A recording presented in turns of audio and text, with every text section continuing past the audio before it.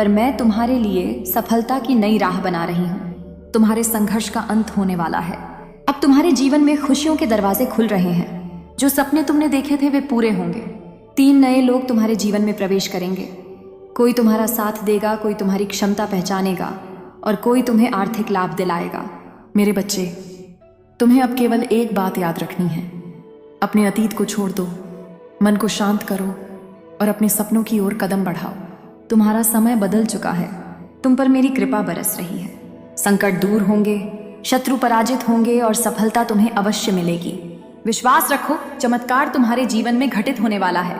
अगर तुम इस दिव्य संदेश को अपने जीवन में सत्य मानते हो तो इस वीडियो को लाइक करो, चैनल को सब्सक्राइब करो और कमेंट में लिखो, जय मां काली।